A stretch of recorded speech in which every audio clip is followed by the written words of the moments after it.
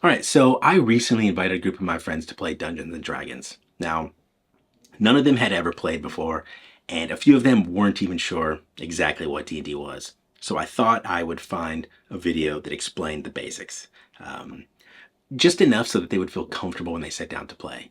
However, what I found were videos meant for total beginners attempt to explain basically the first couple of chapters of the player's handbook in great detail, going over abilities and ability scores and modifiers and ability checks, going through the entire skills list, going through classes and subclasses and class features and on and on. And I can, if you're new to Dungeons and Dragons and you watch one of these videos, you could easily walk away believing that you're supposed to understand the entire rules glossary before you get to sit down and play. And that's not true because, like my friends, most new players will be playing with someone who already knows the game, someone who's going to explain it at the table as it happens. And that is not only a more natural way to learn, it's more fun. So my name is Jacob. In this video, I'm going to explain the very basics of Dungeons and Dragons so that when you sit down to play for the first time, you feel comfortable and confident that you know what's expected, but you don't feel overwhelmed or burdened by the fact that you didn't learn the entire rule set. Before we get to what's most important for you to know before playing, I'd like to address character creation. It's my opinion, and in fact, it's a very common opinion, that new players should simply avoid character creation. You can either get with your dungeon master and have them provide a character that fits into their particular adventure, or you can head over to D&D Beyond and find a ton of pre-generated characters. Once you have your character, print out your character sheet. Now, when you first look at this, you may be a bit overwhelmed. There's a lot of information here. What's a saving throw? What are all these skills? What the heck is a proficiency bonus? But I have good news. There is nothing on this page that you actually need to know. Nothing. Your dungeon master will explain it all in the game when it becomes relevant. However, to facilitate that and to make sure that you stay engaged with the game and not searching for information on your character sheet, I do suggest highlighting a couple of key pieces of information, like your HP. This is your character's health. Your armor class. This is how difficult it is for enemies to hit your character. Your initiative, and I'll explain what initiative is in a moment. Your attack bonus. This is the number that you'll add to any attack your character makes. And lastly, your damage die and damage type. This is the specific die that you will roll to determine how much damage that you cause on a particular attack and the type of damage caused. That's it. That's really all you need to do for your character sheet. Your dungeon master will explain the rest. I promise. Now on to what I think is the most important piece of information a new player, could come to the table with. And that is simply understanding the flow and structure of a session and what's expected of them. Most sessions begin with some kind of session brief. This is where the dungeon master will explain and provide any relevant information to the players. This is things like the setting. Where does this particular adventure take place? Are you playing in a jungle temple, or are you playing on a snow-capped mountain? Additionally, you'll learn the objective of the adventure. What is the party trying to accomplish? Let's say in this case, you've been hired to escort a merchant from one town to the next through a mysterious forest. Once you have the background and the particular goal, your dungeon master will begin by setting the first scene. It may say something like, as you leave town through this dense forest, you come across two individuals that appear to be struggling with a cart on the side of the road. What would you like to do? Well, from this point, the players take over. They can they can try just about anything. Anything you can think of, relevant to the story or not, you could try. But here, let's say your character realizes you're escorting valuable goods with this merchant, and this could be an ambush. So you say as much.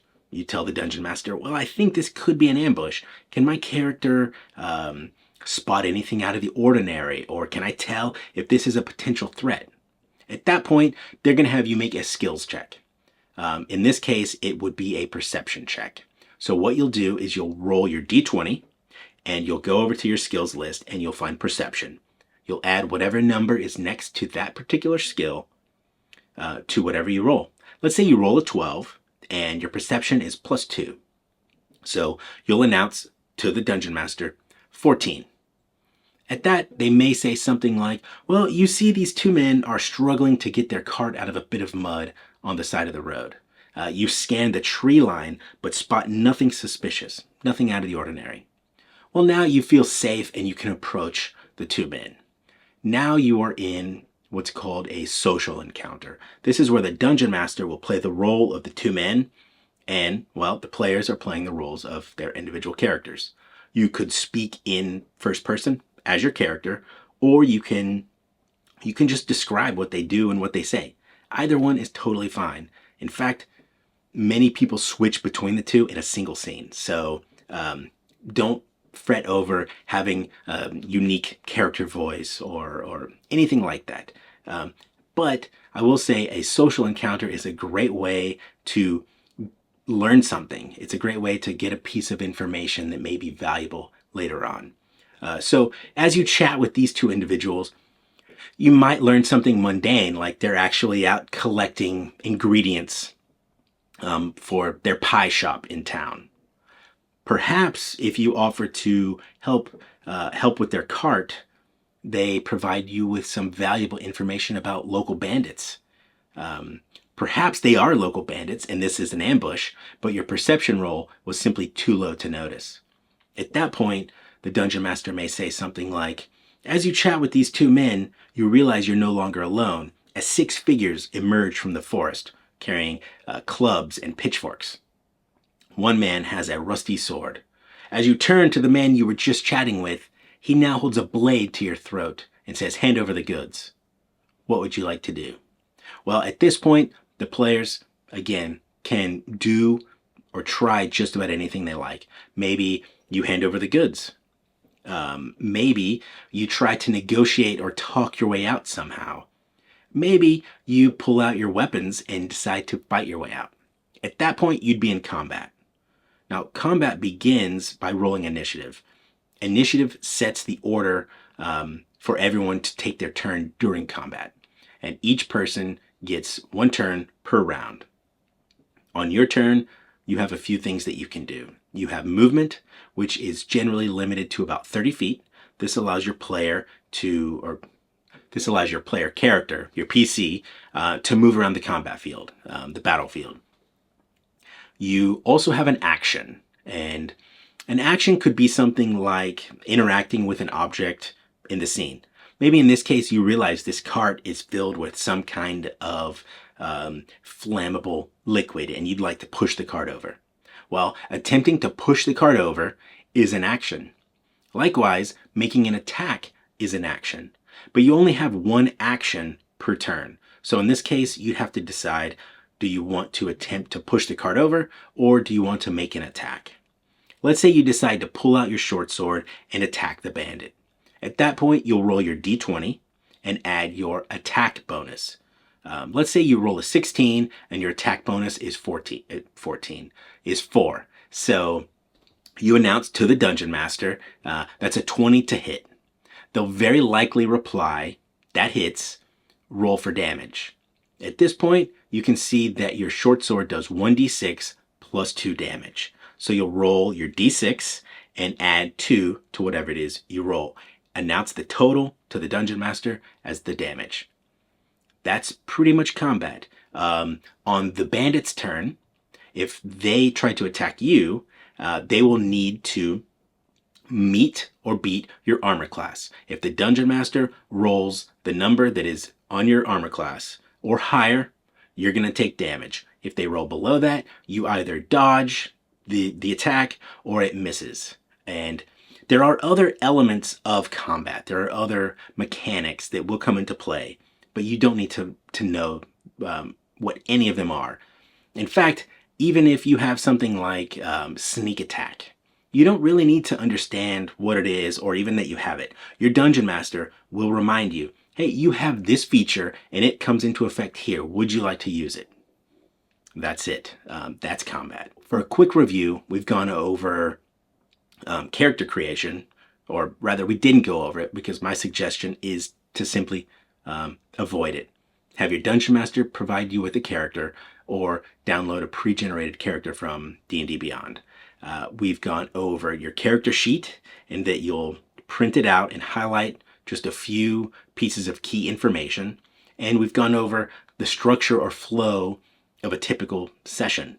So you're ready to play Dungeons & Dragons for the first time. I hope you love it as much as I do. And I hope you found this video useful. And if you did, please consider giving it a like, give the channel a subscribe, and we'll see you on the next one.